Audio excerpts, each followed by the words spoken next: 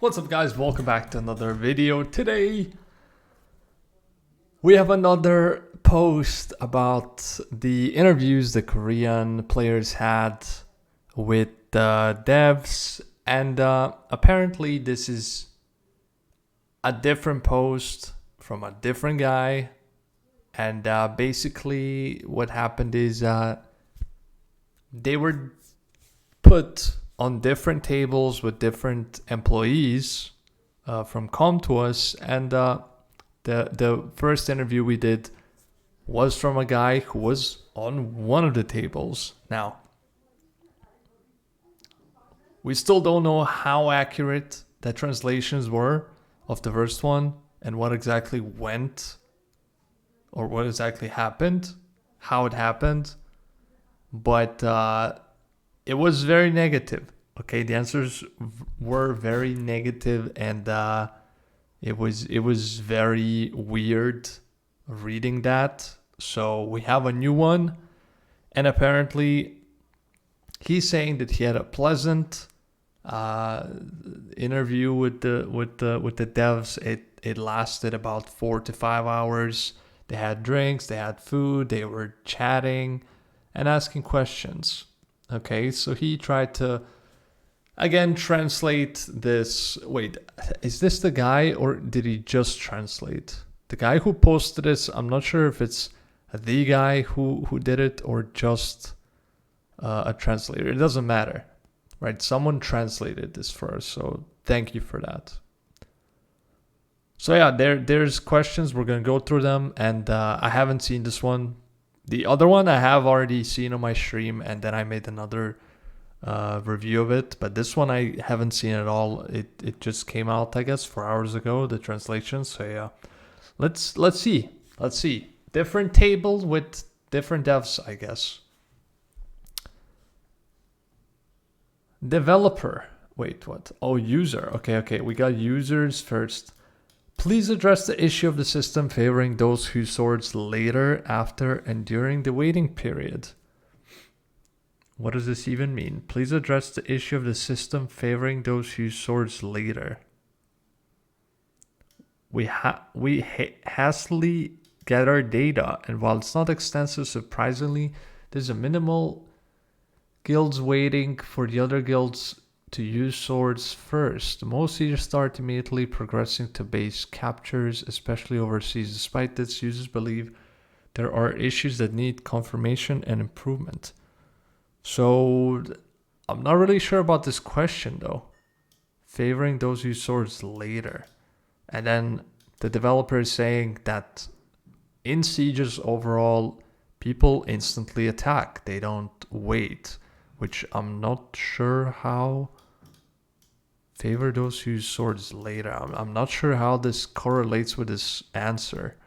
It's a little bit weird. Again, this is translated with ChatGPT, so we could be not reading things well here. We could be not understanding things well here.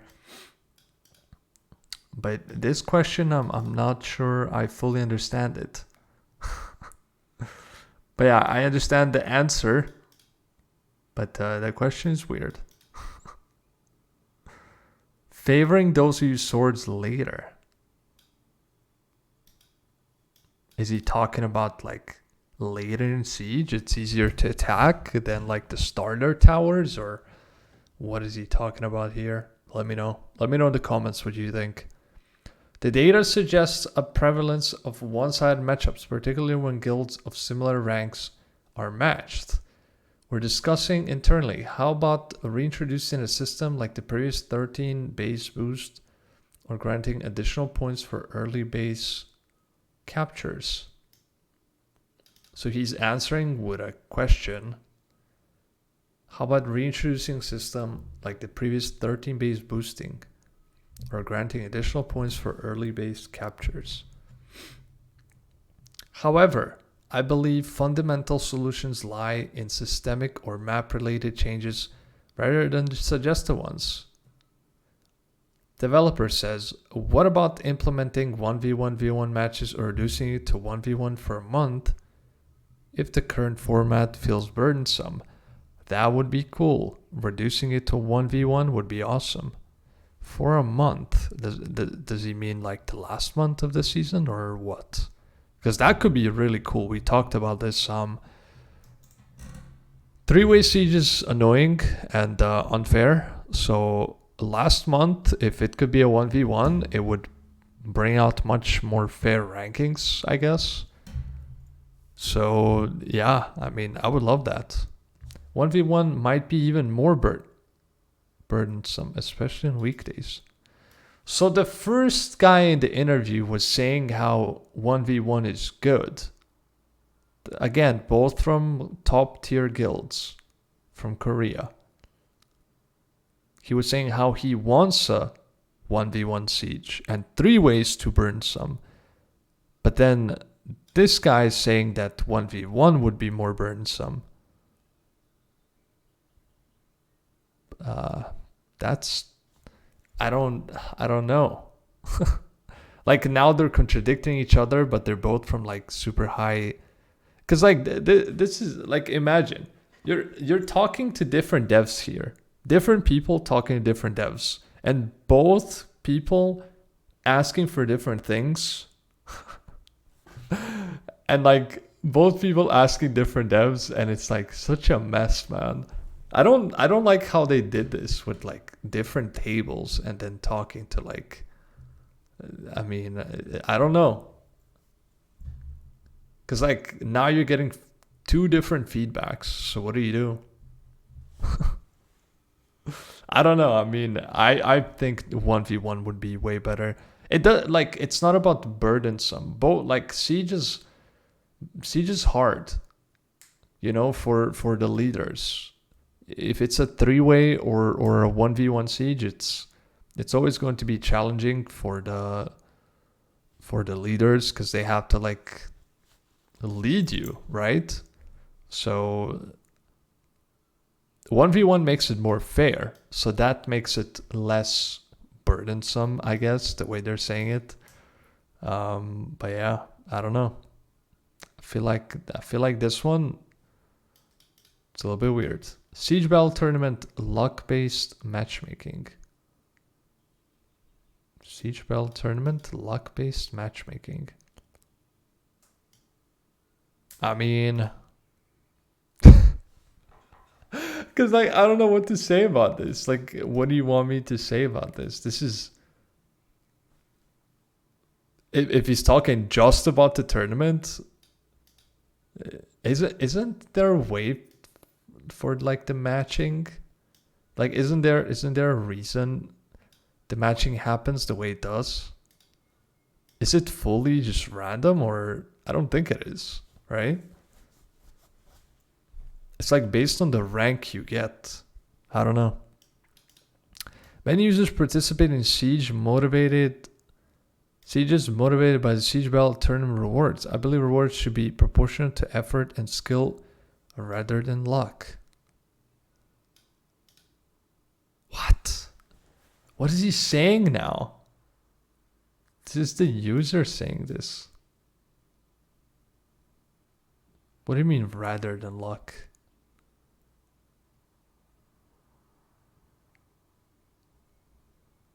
So he doesn't want a 1v1 siege, which is more skill. But he also doesn't want to get matched by luck, and he doesn't want... What?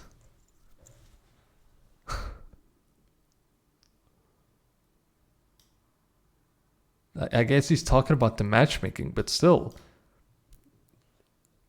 I don't know. This is weird. I feel like I don't agree with some of the things the user is saying now. Or like the guy who was asking questions. We're in internal discussions. How do you feel about introducing 1v1 matches towards the end of the season? Okay. If we must have 1v1 matches, they should probably last maximum 1 to 2 weeks. Especially if it's after reaching the tournament. Holding 1v1 matches for a month could lead to significant fatigue.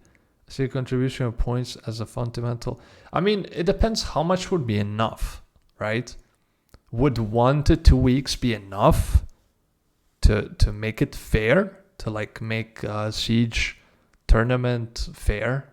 Or like the guilds that get chosen to be in the Siege tournament, would it be enough to make it fair? 2 weeks probably would. That's 4 sieges.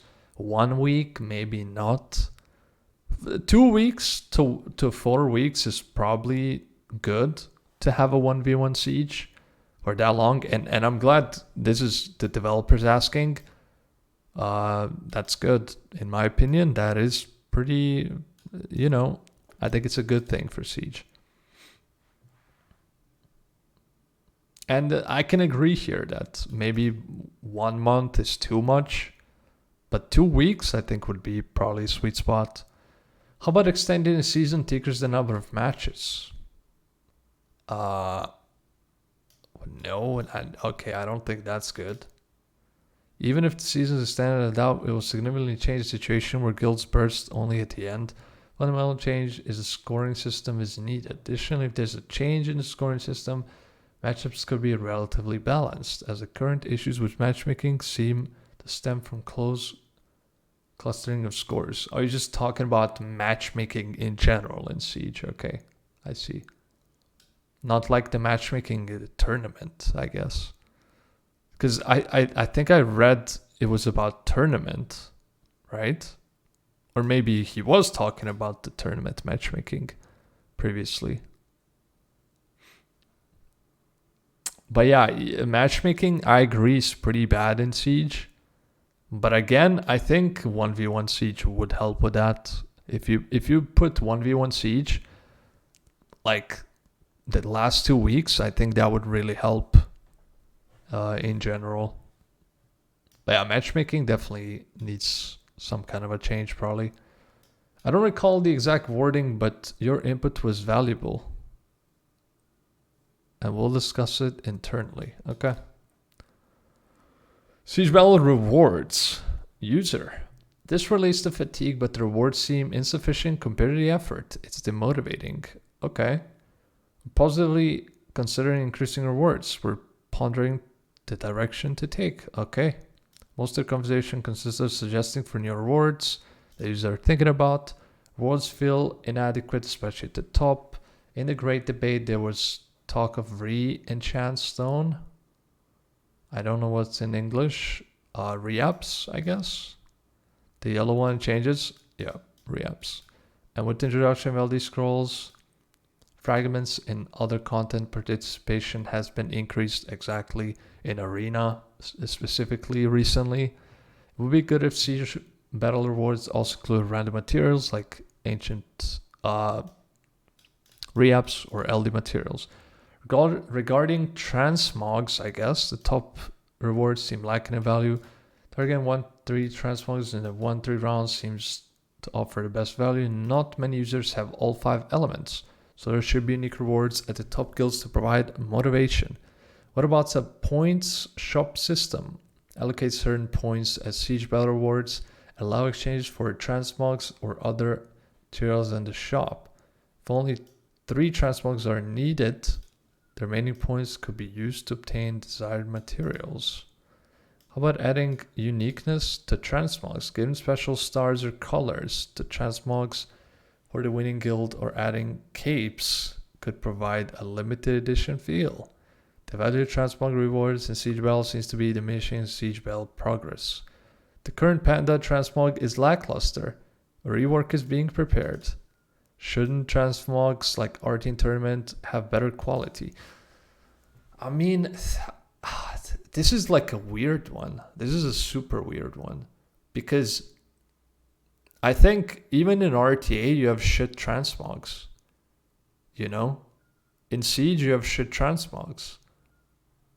Sometimes regular transmogs that are purchasable look insane. Sometimes they look like shit. I don't think COM2US is putting that much more like effort into just transmogs because they are in Siege or RTA.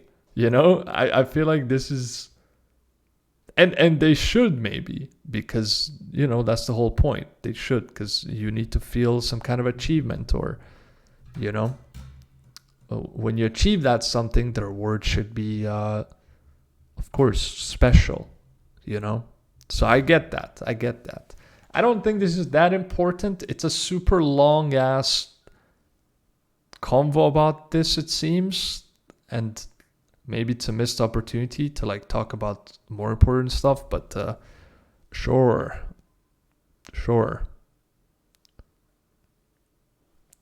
A developer. Limited transmogs that are difficult to use are either...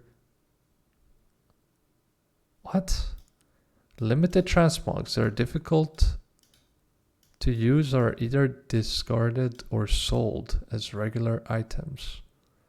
I apologize for Panda. Wait, this translation is bad. I need to figure out what he's talking about. That are difficult to... are either discarded or sold as regular items. I cannot decipher this. What does he mean with discarded?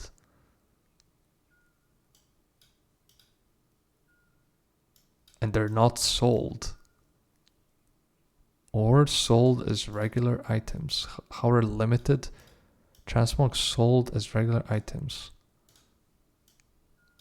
Yeah, I don't know what he's saying here.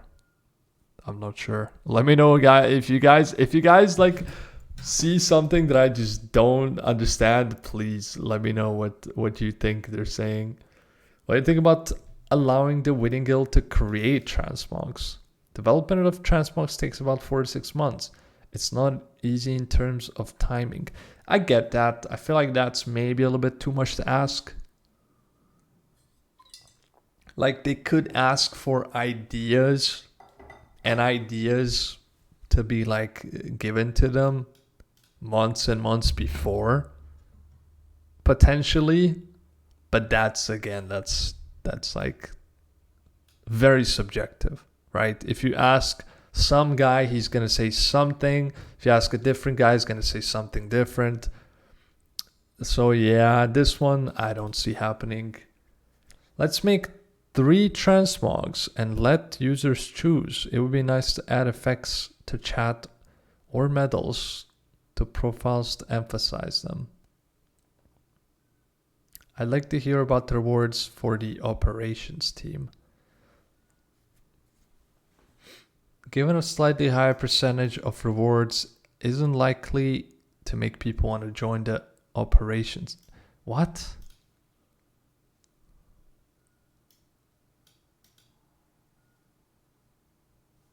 You see, like, I'm lost.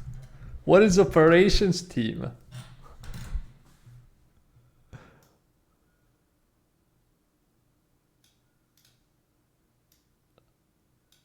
Given a slightly higher percentage of rewards, is he talking about guild? Is he talking about a guild? Like operation team? Is he saying a high ranked guild, or what is he saying? I don't know. Feels like they're already designated people for the job, and their rewards are disproportionately low compared to the effort required.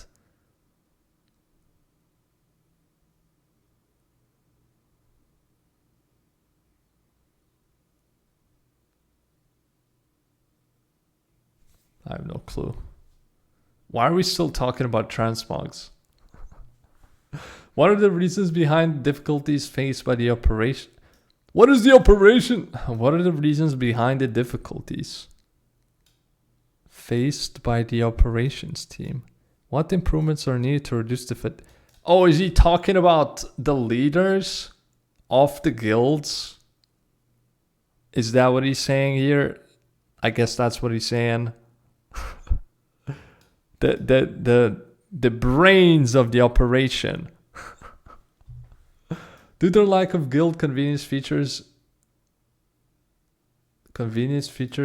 in the in-game system, some guilds resort to using Excel manually for record keeping. Communication with users is not smooth, making it difficult to designate deck or convey information easily. It would be good to have features like deck sharing or search functionality internally. That's cool. I agree with that. Recruiting guild members is also stressful. There are cases where members who want to leave need to be persuaded to stay, or guild members who are too busy to use swords need to be handled. If rewards for guild member retention are improved and fatigue is reduced, the issue should be resolved automatically. Providing more customization elements to the operation team would be also beneficial. Stronger emphasis in chat or profiles would be nice.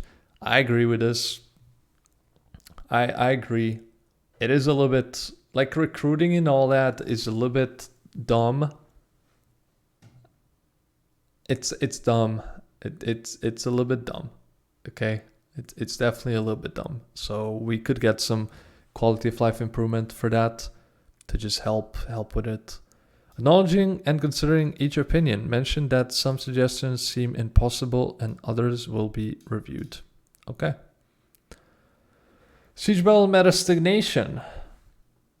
The meta in Siege has become stagnant. Waterfran is overpowered. Most defense decks can be easily countered with decks like Waterfran, Wind Pumpkin. Okay, I mean, I get it. Of course. I didn't think he would mention Water Fairy first. But he does say Wind Pumpkin. Oh, Frankenstein. Dude, I was like, Water Fran. Okay, he's talking about Light Fairy. Because, like, I know people use Water Fairy a lot in 4-star towers. It's Frankenstein, not Fran. Dude, I swear to God, it's even written in, like, uppercase to make me think it's an actual name. Okay, Frankenstein, I think. Or maybe just talking about the Water Fairy. Who knows? We're considering options. We're thinking about banning certain monsters for the entire season. Good. I completely agree. That would be very cool. It would add juice into it. Okay, yeah, cool. We're concerned about the backlash from players who have already invested in those monsters. Don't say that. Don't you ever say that. Okay? This is a mobile game and metas change all the time. Even for farming, we built multiple units and invested in so many units. RTA, Siege, farming, and so many units are useless now. And I wasted skill ups, and that's just how it is. Things change. This is stupid to say. Like, who gives a fuck about what players think about their investments? Like, if you don't understand that this is how this game is, what are we talking about here? Like, you need to understand that's how the game is. It changes. Like, things change. Don't invest into units at all if you can't handle that. Like, these things happen all the time. They nerf a RT unit, they buff a RT unit, you invest, they nerf it again, you're fucked. That's it. That's just how it works. You know? Things don't stay the same forever. So, if the players can't understand that, there's nothing to talk about. It would be great if bans rotated every season or if there were changes. This could add excitement as users adapt to new metas. For new players, it would be easier to start adapting to a new meta rather than trying to build 5-win pumpkin. Sure. The stagnation meta might also be due to the fixed map. Players have been using fixed strategies on the map for a long time. Introducing slide map changes each season or any unique features per season could be beneficial. New rules, yes. For example, having a season similar to League of Legends might keep users engaged. If a season is exciting, users will flock to it. If it's not, some might lose interest. Continuous new excitement would likely keep players coming back. The accumulation of monsters reached over past 10 years is also one of the reasons of the high entry barrier, like in Hearthstone's wild format. Changes necessary for an old game. Definitely. Change is necessary for an old game. That's the one and only truth in every aspect of the game. Many monsters might have been overshadowed by existing ones. We agree that change is needed. Really? I don't see that. With the patches, with the RTA being the same, Siege being the same, Arena being the same for years and years and years. Okay? I really hope they understand what they're saying here. Because for the last years and years and years, we have not seen changes. Like in the actual content changes. Like you need to touch on the content. It's not just about unit balancing. Contents need to change. You need to start adding different rules. How do we still not have pre-ban in RTA? How do they not understand? Do you know? Balance patch, meta change, hotfix comments, explaining issues.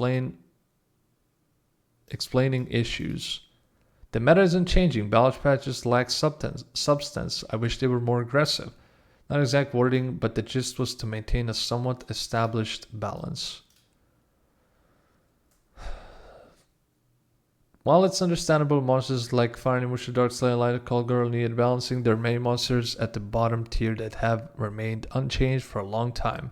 Even if it's cautious, there needs to be aggressive buff monsters at the lowest tier. Agreed.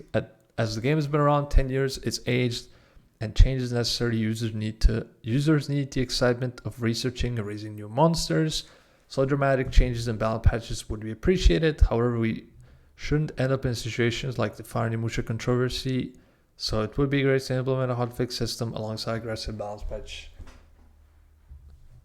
I remember there was a hotfix done before where compensation was given via web for changes made. Implemented system where user refunded, changed the rollback within 1-2 weeks of a balance patch could lead to enjoyable aggressive patches, manageable issues.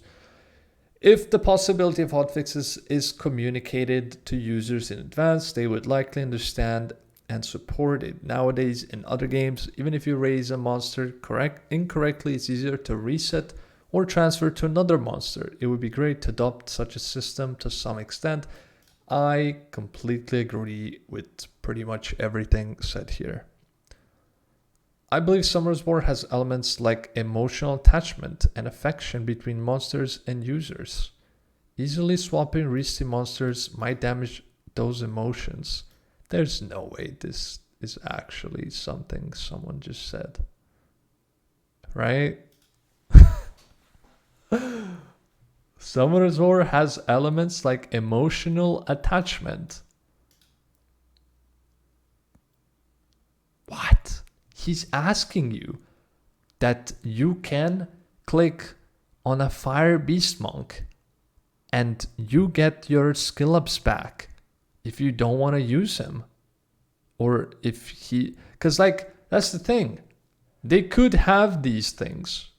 Like, they could put these things in the events. It could be like a Awakening Scroll, right?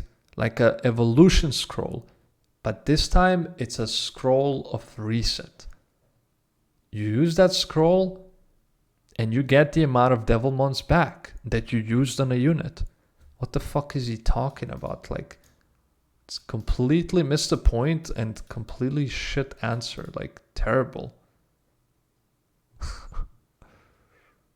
Summoner's War has lacked systems for emotional bonding and affection over the past 10 years. The game's direction lies in conquering content throughout strategy and intellect. In this process, users develop affection for monsters that perform well and are actively used, even if they're not visually appealing. Conversely, if a visually appealing monster doesn't perform well, users won't develop affection for it. Nods in agreement with a smile. I agree with the need for aggressive balance patches in the future. Tell me they're just changing their hearts right now, okay? Tell me this is it. That now they're like, okay, we need changes. Tell me that, like, okay. Listen. The last couple patches have been shit, and COM2US is not doing anything, okay? If nothing happens after these interviews, and all this talk and all like everything that's happening right now, If the next balance patch actually has nothing, like, come on, man. Seriously. Like, come on. They're saying we understand. We agree. We know that we need changes. We agree with aggressive changes. If they're saying these things now, if the next patch sucks, like, I swear to God, I'm actually going to explode. Regarding the hotfix system, we need to discuss it internally. There are concerns, so we need to think carefully. Please include comments in the balance patches. I believe part of the fun for users is to decide where to use the balance patch monsters. Adding comments might force users into one direction, so we're refrained from doing so. Now, this one's also a bunch of baloney. Sure, it is fun for people to find out stuff. But adding comments is good. And also saying we are refrained from doing so, like making people pick a certain direction, that's bullshit. Because that's what they have been doing for a long time now. What is the reason Cleave died? Because you forced every Cleave player off of that direction. Cleave was a great strategy back in the day. If you're an old Summoners War player, you know Cleave was very, very good. And it was very, very rune requirement. And it was a actual strategy in Summoners War. They completely killed the Cleave strategy. Completely. It's bullshit. You know? So them saying we don't want people to go into a certain direction, you literally did. You're literally making people go to a certain direction. I mean, another part is like passives, right? You can pick 5 passives in Summoners War. Just think about it. You could pick 5 passives that are all broken, and you could play like that. And they have been buffing units to be insane. So you're forcing people to use insane units, basically, you know? Where if stuff was more balanced, people could use more stuff. But that's their fault, you know? If they make Oliver, people are going to use Oliver because it's broken, right? No one's going to use units that are not broken if they have the broken versions available. So it's their fault for not keeping it below like a certain line. Like as soon as you cross that line multiple times especially, you're forcing people to use those units. Like RTA before wasn't really forcing you to use anything, bro. You kind of could create your own way and your own play style. Nowadays, no one has their own play style, bro. No one. Everyone is just playing what's good. Like I used to have my own play style before. Now it's just I'm picking Hey Gang first pick. That's broken. I mean, yeah. So this is dumb, honestly.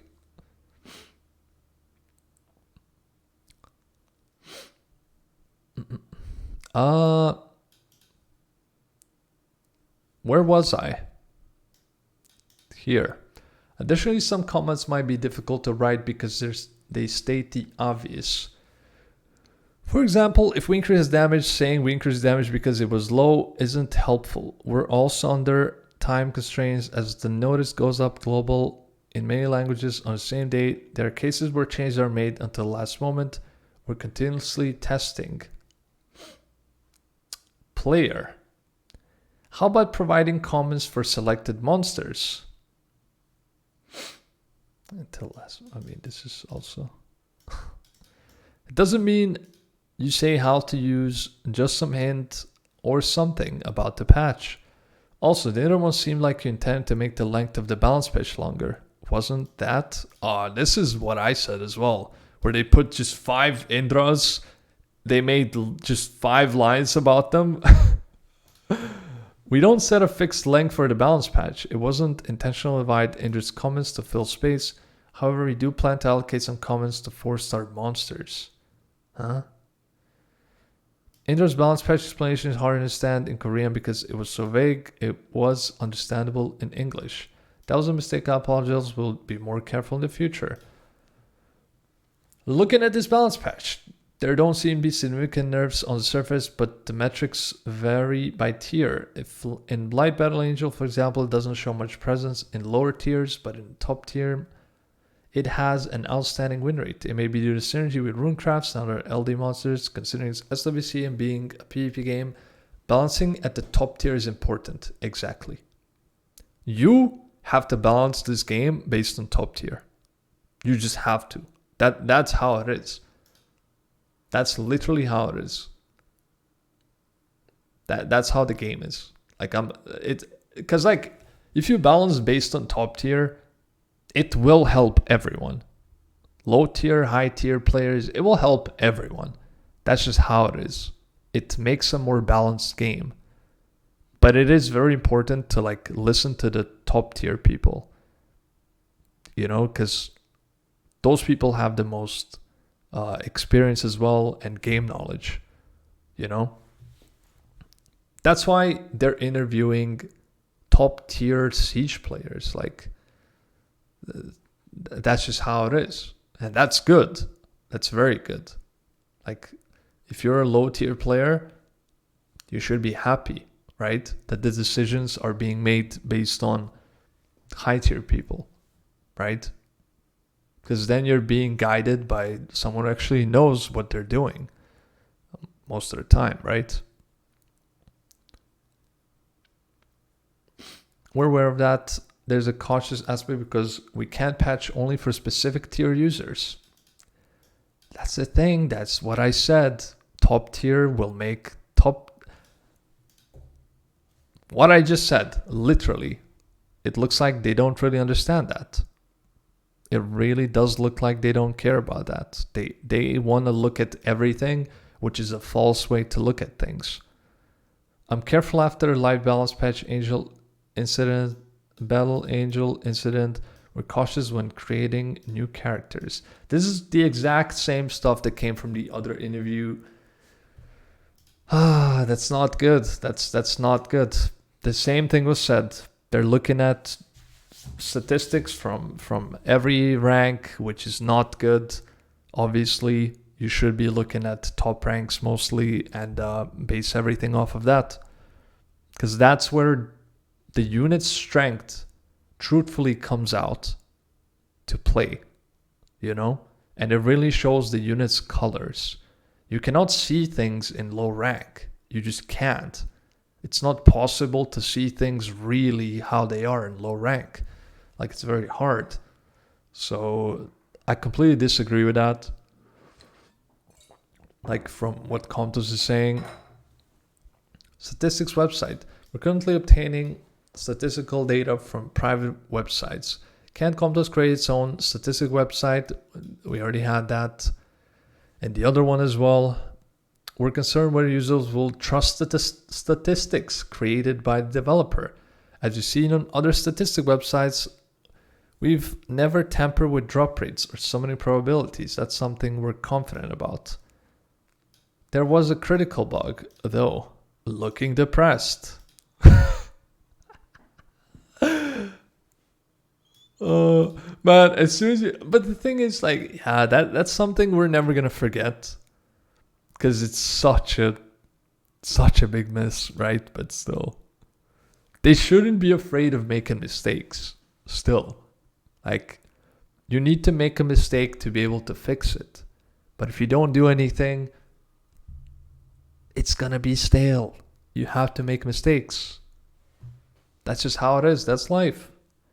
COM2US provides a statistic website. Users can cross-verify it with other statistic websites. So I don't think there should be trust issues. Please create it. Responding with some like, we'll look into it, which means nothing. Holy shit, how long is this post? Rune packages. Okay, we had the same exact question and it looks like same exact answer.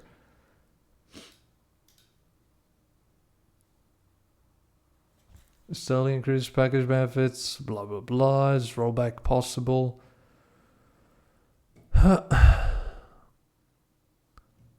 When something happens, like when you're gasping situation or solving a problem, can you provide a pre-announcement? I don't remember exact wording, but it seems to be something like, we just like make an announcement with uncertain content because there's a risk of problems arising. We want to provide a definite result rather than big announcements. Nowadays, game companies are responding with more poetic, emotional announcement rather than dry and factual ones. Wouldn't it be better to provide such announcements? Summers more users too. Laughs. That might not be easy. Seems like a slightly stubborn attitude from COM2US developers. ? I mean, yeah, we know that, and that's pretty normal. But it doesn't seem like I've seen people say this is like a much different, like the translation might have been a little bit different, right, compared to the other one. And there's some questions. I honestly prefer the other interview when it comes to the questions asked, right? This one gives us more hope because there was more positive answers on this one. But I do like some of the questions on the other one more, right? It was more like a bit straightforward and some more important questions. And a lot of answers are actually very similar or even the same, except translated a bit differently, a bit softly on this one. But I feel like the main part still stands, that COM2US is scared. But again, they're saying I agree for the need of aggressive balance patches in the future. So this one gives hope, right? Where the other one looks like a complete disaster. But now people are saying that the other one isn't true. Like the answers are not true. They're on purpose made super negative. But who knows that, right? They were on different tables, different guys, asking different people again. Who knows, really? Who knows, really? Maybe some of the devs just had a more negative attitude, towards some of these questions. Or maybe it's a little over-exaggerated. Who knows at this point, I wasn't there. We weren't there, but doesn't matter if words are 100%. We're not 100% correct. They need to get their shit together. Either way, that's pretty much the whole conclusion, right? COM2US needs to get their shit together, and I hope they will. If they don't, we're fucked. But yeah. Let me know what you guys think about this interview and some of the things that I didn't understand. It doesn't seem too important, but I wish they asked some more general type of stuff, some more RTA stuff too. I know this is guilds talking about mostly guild stuff, but they could have sneaked in, hey, are you adding pre-ban to RTA anytime soon? Like at least that question. Because that is something that I really just want to know. It's a must thing to exist in RTA in 2024. It's a must. So I really wish there was someone asking about something like that. It would help the game so much, man. RTA again it's the main content, Some people like Siege more, but RTA is still the main content because you're alone there and you're fighting alone, proving yourself, right? It's a very personal content, personal achievement when you achieve something in RTA. And it's the hardest content, obviously. But yeah, that's it. Thank you guys for watching. Let me know what you think about the interview. Stay safe. Take care. I'll see you in the next one. Peace out.